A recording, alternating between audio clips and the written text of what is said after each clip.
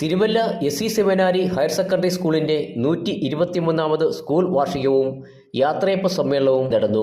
Mar Thoma സഭാധ്യക്ഷൻ doctor Theodosius Marthoma മെത്രാപ്പോലീത്ത സമ്മേളനം ഉദ്ഘാടനം ചെയ്തു. ആത്മത്തെയും ഉപഭോഗ വസ്തുവാക്കി മാറ്റുകയാണ്, യൂട്ടിലിറ്റേറിയൻ ഒബ്ജക്ട്സ് ആയിട്ട് മാറ്റുകയാണ്. മാർക്കറ്റ് വേൾഡ് നമുക്ക് മനസ്സിലാക്കാനായിട്ട് സാധിക്കും. ഒരു കടുത്ത മത്സരവേദിയായി നമ്മുടെ ജീവിതക്രമങ്ങളെ മാറ്റിക്കഴിഞ്ഞു എന്ന തിരിച്ചറിവ് നമുക്ക് ആവശ്യമുണ്ട്.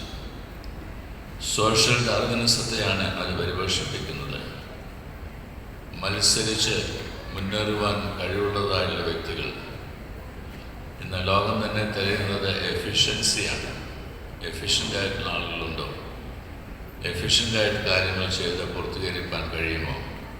എഫിഷ്യൻ്റായിട്ടുള്ള പ്രോഡക്റ്റുകൾ ലോകത്തിൽ നൽകുവാനായിട്ട് കഴിയുമോ? ഇതെല്ലാം അന്വേഷിക്കുന്നതായിട്ടൊരു ലോകമായിട്ട് മാറിയിരിക്കുന്നു. School PTA president Thomas Koshy അധ്യക്ഷത വഹിച്ചു. മുൻ കൃഷിവകുപ്പ് മന്ത്രി മുല്ലക്കര രത്നാകരൻ മുഖ്യ പ്രഭാഷണം നടത്തി.